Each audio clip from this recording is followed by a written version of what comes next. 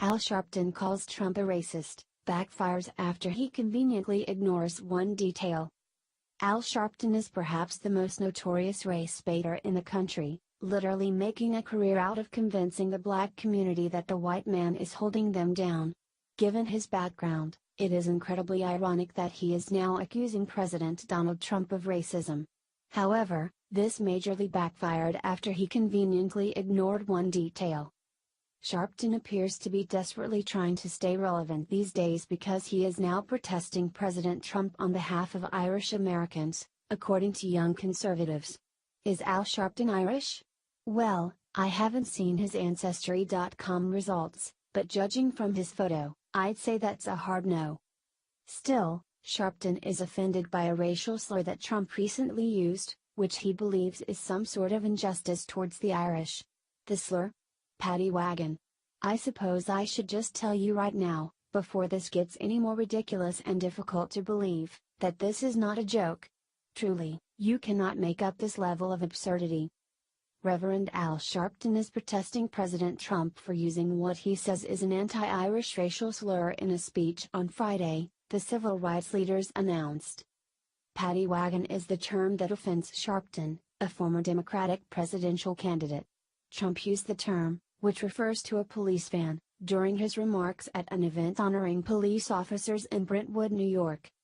Sharpton is upset not just that what he says is an anti-Irish pejorative, he is also taking Trump to task for his advice to officers about how they should treat criminal suspects during arrests.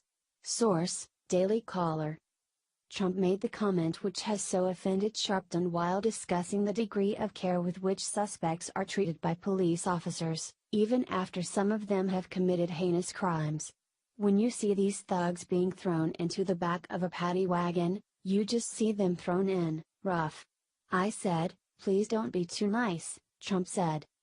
When you guys put somebody in the car and you're protecting their head, you know, the way you put their hand over, Trump said, pointing to his head.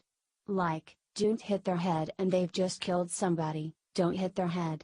I said, you can take the hand away, okay? He continued. The president's remarks were well received by the hard-working men and women who risk their lives each time they go to work.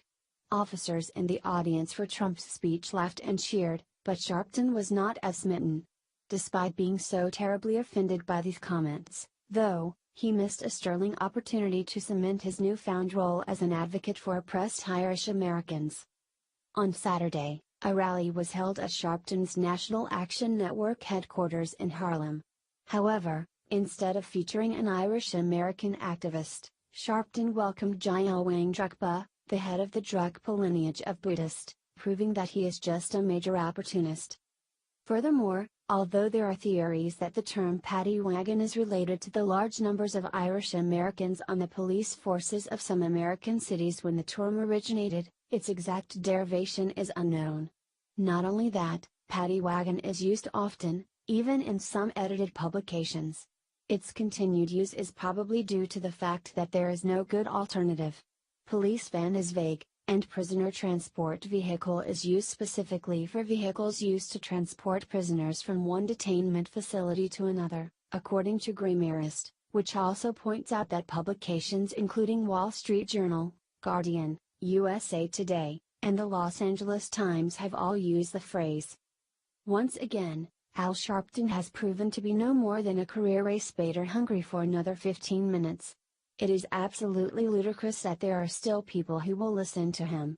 Perhaps he should take the money he swindles from his ill-informed following and sign up for a basic English class or even do an ounce of research before opening his mouth, because his selective outrage is enough to make anyone with a bit of common sense ill. Please share the story and tell us what you think by clicking one of the buttons below. We want to hear your voice.